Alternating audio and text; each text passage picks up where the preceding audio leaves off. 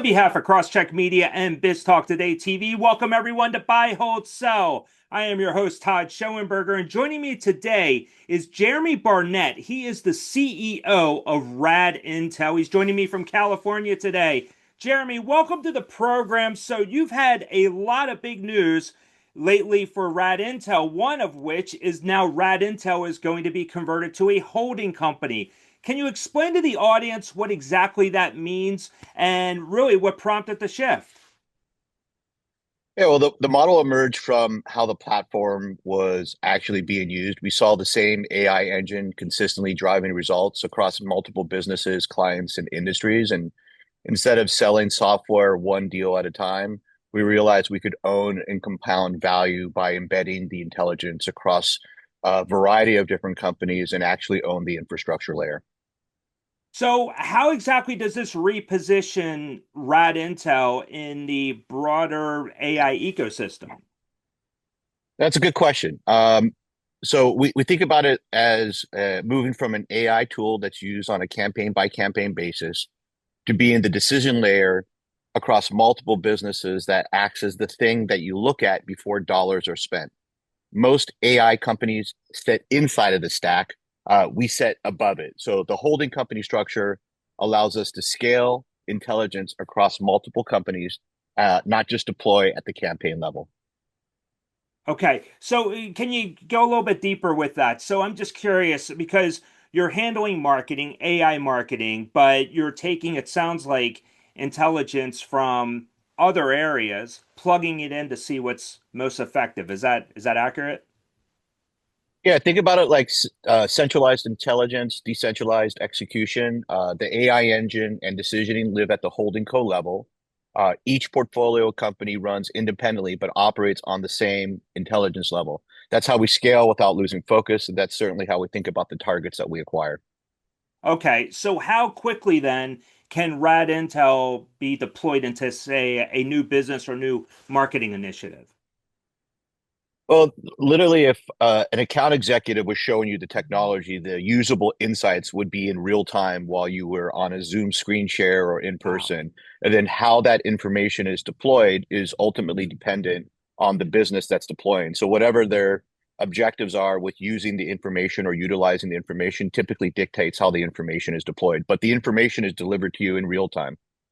That's incredible. So, I mean, it's that accurate, that up to date. I mean, it sounds like that's great from a marketing standpoint, especially when you're looking for an ROI on those investments in that sector or division. But what? Defining, whenever I talk to people, I always define ROI because it's us folks know what it means, but sometimes return on investment, return on initiative, there could be all sorts of different definitions. But I was talking to a big group in Florida a couple of weeks ago, and I kept on saying ROAS, and one old guy. He raised his hand. He's like this old salty veteran. He goes, "What is ROAS?" So it's funny. Sometimes we assume people know what that means, but ROAS, ROAS, return on ad spend, oftentimes is the holy grail in our world. Yeah, no doubt about it. And return on initiative. I got to hashtag that. That's awesome. I want to put it on a Yeah, bumper sticker. So that's great. I've got a few of them. I'm sure you do. So what do you think is the biggest bottleneck then for say RAD AI when you are or RAD Intel when you're in really implementing one of these marketing initiatives for a company? I mean, what is it just simple for the representative not understanding it enough or what do you think? Well, it's not technology, especially in the world that we live in today. It's really the behavior. Companies are slow to adopt. Decisions ultimately get made, and you can't help but infuse bias into those decisions. So the biggest constraint is getting teams to actually trust and utilize the infrastructure layer before dollars get spent. Okay. Let's turn the page here. Artificial intelligence buyout strategy. Do I have that right? And or maybe there's opportunity. I Mhm. mean, can you explain to the audience what this is? Because this is another one of these acronyms I think is probably a bit confusing to a novice. Well, Dr. Alexander Wisner Gross, one of our board members, who's a wonderful human being, one day, and him and I were talking, he goes, the word AIBO is kind of a sexy word. It stands for artificial intelligence buyouts. We look at AIBOs as the opportunity to infuse our technology into core operating business functions, things like customer acquisition, extending the value of customers, and create revenue and P&L efficiencies as a result of the integration of our technology. So we're basically acting as a PE firm that owns the technology, our AI, and is able to infuse that technology to create a differentiation. Well, how is that different than just traditional private equity investing then? Uh, Traditional PE focuses on cost and operations, whereas a VC might bet on growth. We do both, but with structural advantages. The structural advantages being our core technology that we're going to be utilizing to create revenue efficiencies by cheaper customer acquisition costs, revenue efficiencies by expanding the value of your customers by different communication structures and strategy, and also impacting business outcomes as a direct result of the infusion of our technology. So are you buying companies or just buying data? Both. We're thinking about companies as distribution, and data is ultimately the compounding asset. The real value is how the two reinforce each other over time. Okay, so give the audience an idea, expand on this a little bit. How does your company really provide that, come up with that valuation, I would say, from an AI standpoint? I mean, what exactly are you looking for? Are you looking for something that's going to happen 5 years down the line, 10 years? I mean, give us a little bit more on this process. Cultural momentum, audience behaviors, conversation, signals that you can pull out of conversations, not just what people say, but what they actually do and the things that ultimately mobilize them to take advantage or to take action, excuse me.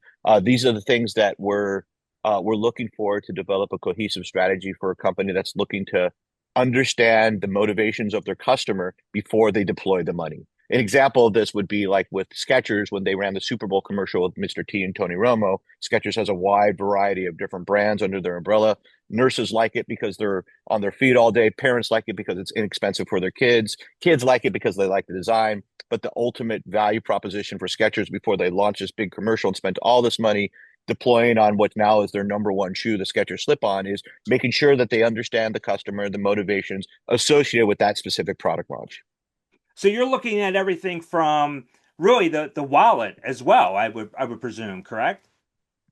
Yeah, it's the intersection of intent and influence, what audiences are leaning toward, what is ultimately driving that behavior, and then the messages that need to be put in front of them in order to elicit some sort of outcome. And a lot of these things have to be delivered by a certain personality, otherwise the audience isn't going to respond. So this can be done incredibly effectively, and then this can also be done incorrectly in the form of doing damage. A lot of big brands that we know and love have certainly put things in front of us that annoy us from time to time. And when that happens, it either solidifies the fact that you don't love that brand, or if you already love the brand, maybe you disengage from that brand. So, my wife always says, you don't get a cookie for going to the supermarket and not getting in an accident. The same could be true with spending dollars, these big marketing budget dollars, millions, if not billions of dollars that companies spend. And the idea is how to make certain that you're achieving the ultimate outcome, which is attracting more customers and also not alienating your existing customer base. How important is finding that personality? You mentioned the Skechers ad, Tony Romo, Mr. T. I mean, two, I would say they're far apart. But how is it that, I mean, how do you know what the audience is really looking for? I mean, it can't be just a guess, right? Well, I mean, signals correlate to performance. And if you think about what the conversations that are being had, uh, certain audiences mobilize because they love I don't know, for example, let's just use golf as an example. Audiences that love golf typically are more inclined to be investors. Well, I know this because we're able to use our own technology. We dogfood our own technology with our capital raising efforts, right? Now, that connection is understood by the conversations that are being had and the places these conversations are happening across a broad ecosystem, plus the data that companies will share with us and able to help better make content recommendations. So it's an ecosystem of information that's out there. You have all of the LLMs that are out there that are training on like Reddit data and TikTok data and metadata and all these different places. And then you also have these ecosystems that are controlled by companies as well. So depending on what the objective is and depending on what the signals associated with that objective should be based off of what our technology determines is ultimately going to give us a content recommendation that ranges all the way from what the person should do, then who are the people that are best suited to deliver that message. And you can look at different outliers in performance that will ultimately tell you, once you understand your audience motivations, you can look at these outliers of performance, of historical content that's been put into the ecosystem, and you can now make determinations based off of what these people have done before and who's the best person recommended to amplify your message. How critical is it for, let me give you an example. So this show will be on BTT, it's on all the major Mm, platforms. So, but yeah, what really helps is that thumbnail, the how vibrant it is, dynamic. If there's yeah, a, you know, sure. the high CTR, all of that. When you have how critical is that imagery that is put together? Is it, I mean, is it absolute? Does it really get the eyeball to say, okay, I'm going to click on that or pass over? I mean, give us an idea. I could talk about this stuff all day. I love your questioning, by the way. So for starters, the imagery in a thumbnail is important, but equally important is the ecosystem of information that's around that when people make their decision as to why they are or are not going to listen, subscribe. And ultimately, this is a perfect example of the marketing ecosystem that you're describing. This is a use case for ultimately your show. But if you think about the marketing ecosystem as a whole, one brand wants a better share of voice. One brand wants to sell more t-shirts. One brand has a more complex product. They're looking to attract high net worth investors over a period of time that get into a way of communicating with the people that are ultimately, maybe they're selling securities, maybe it's some sort of an exotic financial product. Some people are looking at complex real estate products, but the common denominator is there's a marketing ecosystem that exists around the decisioning that needs to be made on why people do or don't. Some of these are very easy to understand, which is like, look, I saw this product online. It was promoted by this influencer that I have a lot of respect for. I checked it out and I bought it. That's kind of easy to understand. The more complex environments are around product launches. Hasbro, for example, one of our customers, has a family of brands ranging from Peppa Piggy to Transformers to G.I. Joe to Monopoly, my favorite old game, Monopoly. You probably love. You look like a guy who played Monopoly back in the day. But all of these brands are ultimately different.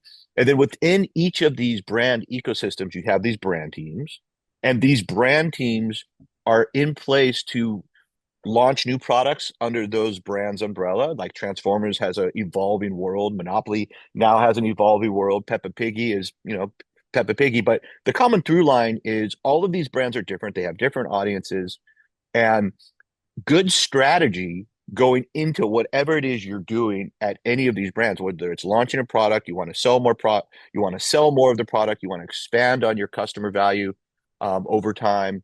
Maybe you want to take share of voice away from a competitor, but these are ultimately the type of objectives that come with us associated with the brand. So based off of that objective, you're ultimately going to get a strategy to accomplish that objective. And the one common through line, whether it's in personal relationships, professional relationships, deal structuring, is good strategy puts you in position to be successful, and bad strategy certainly acts as a deterrent. So if you're this brand and you've got these big dollars to spend and you have these shepherds of this budget at the marketing practitioner level that are responsible for that budget, what our company does is put you in position to reap as much ROI or ROAS as possible for the dollars that are being spent to accomplish whatever your objective is. What kind of budgets do you work with then? I mean, these have to be big time budgets, I presume, because there's a lot of intelligence. You have to get through the noise as well, but you're dealing with big boy companies, I would presume. Yeah, I mean, we have clients that are spending anywhere from 100 to $250,000 on a campaign on a one-off campaign basis. We have clients that are on multiple recurring seven-figure contracts. Omnicom is one of our agency partners, and we've been with them now for 3 years, and they use our product across a wide variety of initiatives, ranging from how they're delivering to how they're pitching some of the biggest customers in the world. So at the end of the day, there is a certain ICP, which stands for intended customer profile, our customer profile, that is really who our client is. It's typically a Fortune 1000 customer type. We also have a SaaS company that we've spun off recently, which is made available for more mid-market opportunities. So think about it as the boutique agency, the agency that's competing for the big dollars, or a mid-market e-commerce company that isn't necessarily spending those types of dollars and have people internally that have hands-on keyboards. The idea of taking data, because you're compiling the data, you're ingesting this data. You have this so much. There's I can't imagine how many. I mean, it must be billions of data points that you have. So you have all Mhm. of this. You have this in your arsenal. You're ready to present this to a client, and but you're using data from competitors. I'm guessing, or at least behavioral analysis. Publicly, yeah, Publicly publicly true. available sources, and that publicly available sources like Reddit, TikTok, X, Meta, all different types of Google properties, wherever you can pull information, YouTube videos, wherever you can pull conversations that are being had in the forums that matter most. A lot of times, companies will give us a specific place they want us to ingest, and a lot of times, companies will also just give us their data. So it really depends. Again, it always boils down up to what's the objective of the thing you want to accomplish.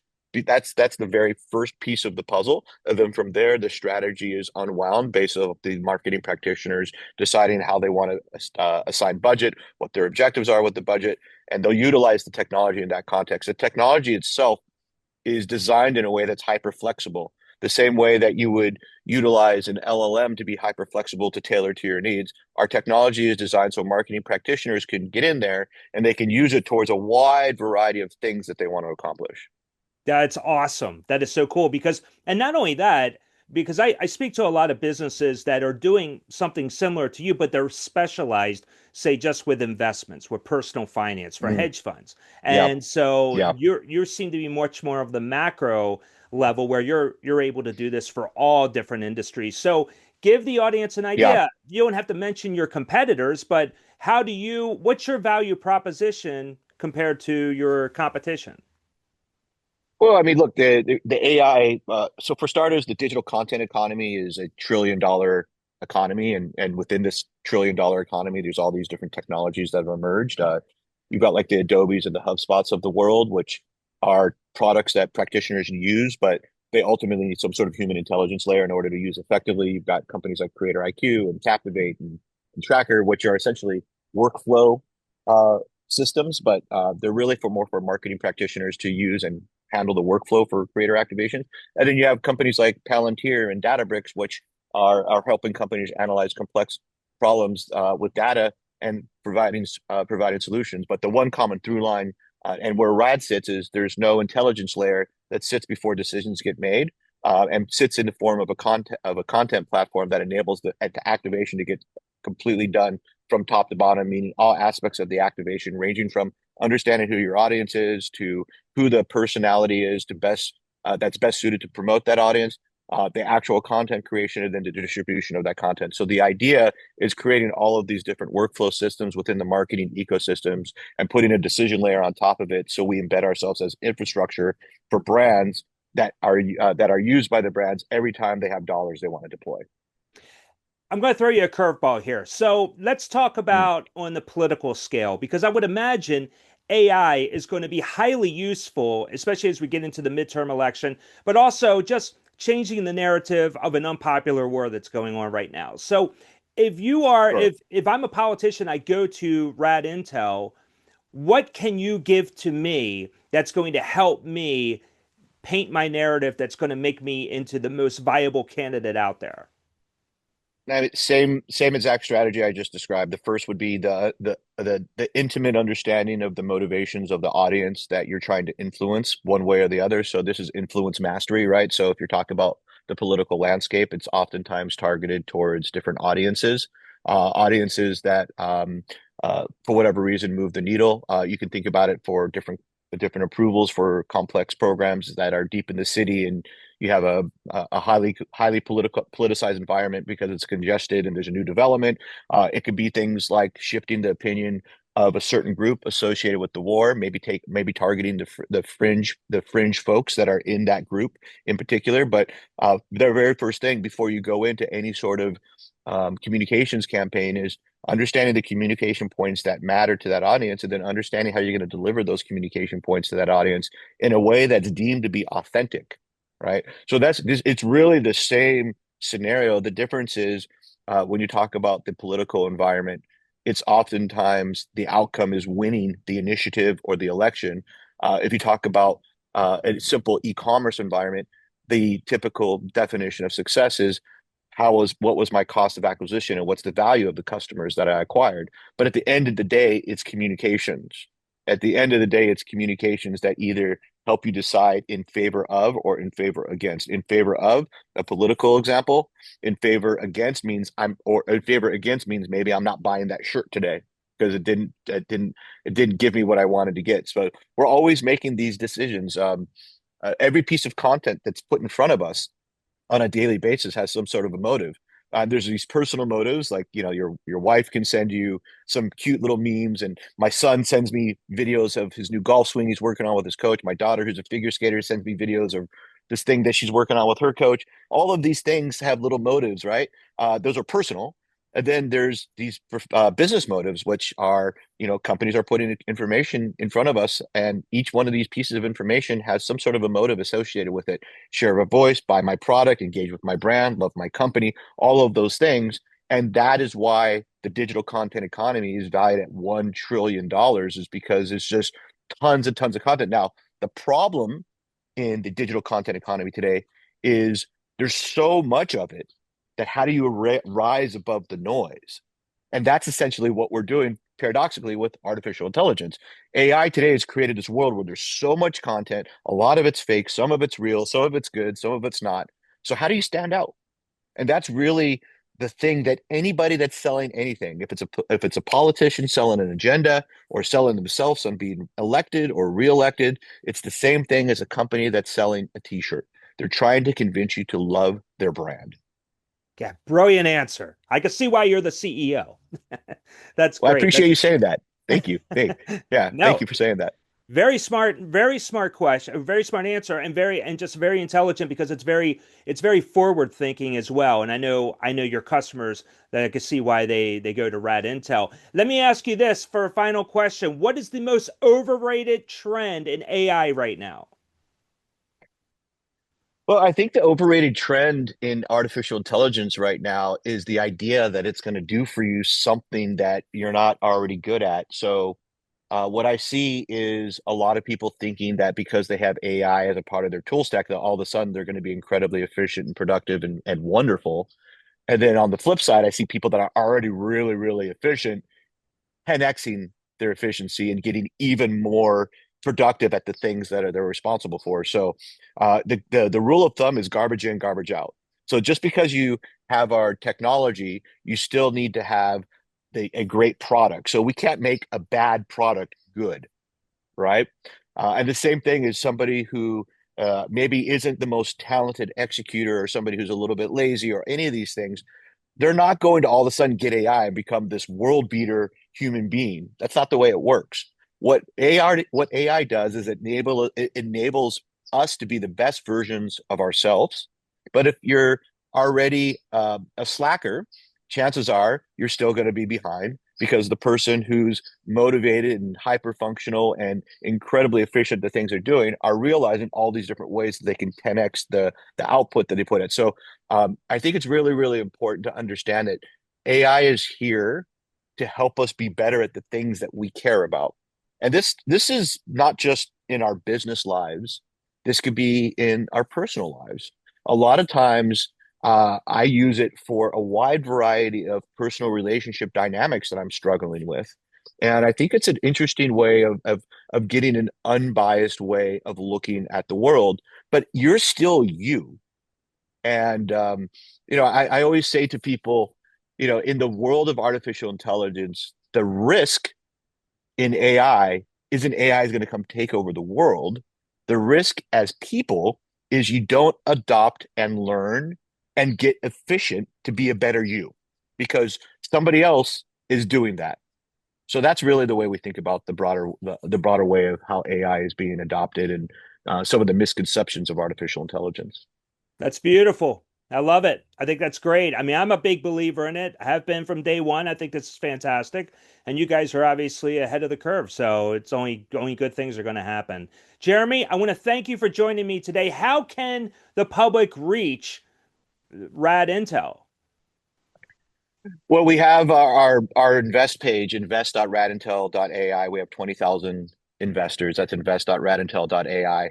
I believe it or not, I have relationships with several of our investors, so I always make myself available. So my email address is jeremybarnett@radintel.ai, and my publicist is probably going to kick my butt for putting that out there. But we have a funny way of doing things here, which has really worked for us. We've got 20,000 investors, and we have folks from that are operators and execs at Google and Adobe and Amazon and Meta, and then we have multiple Fidelity funds and all these different folks. But we also are most proud of, like, we have a lot of just normal people. It's like a melting pot of investors, and we really have cultivated a community of people that support us, and the value of being able to mobilize that community, I think, has really enabled us to build the thing that's ultimately getting us into our ultimate vision, which is exactly what we're doing today. So yeah, I really appreciate you having us on, and we're certainly looking forward to the next chapter of growth here. Absolutely. Well, if you weren't so transparent, you wouldn't be so accessible. So there's a big bonus there. And I can see why everyone is really enjoying RAD Intel. So, Jeremy, thank you once again for joining me today on Buy, Hold, Sell. Can't wait to have you back later in the year so we can continue this discussion. I know a lot more would have happened Let's with the do it. company. Yeah, absolutely. Absolutely. So, on behalf All of right, Jeremy Todd. Barnett, I am Todd Schoenberger. Thank you once again for joining us on Buy, Hold, Sell. Coming up live at 1 o'clock, I'm sitting down with Jim Bianco. We might have a very special guest coming from the White House as well. We're on live. We will be talking about what the president said last night about leaving Iran, and regardless of whether the strait is closed or not. So you will want to tune in. 1 o'clock, top of the hour. We'll see you then. Take care.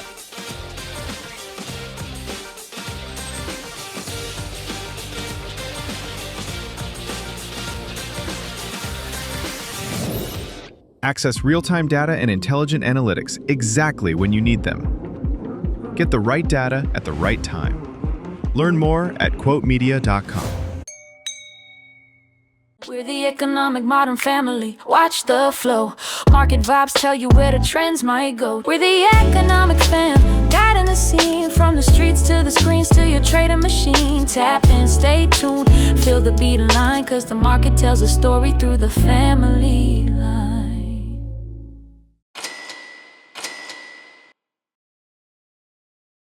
There's more happening behind the headlines, and you deserve the full story. At Biz Talk Today TV, we break down investing, government moves, entertainment business, and even sports gambling, all in one place. Real conversations, smart insights, content that helps you think smarter and stay ahead. Thousands are tuning in. Don't miss what's next. Subscribe now to Biz Talk Today TV on YouTube and join the conversation shaping the future.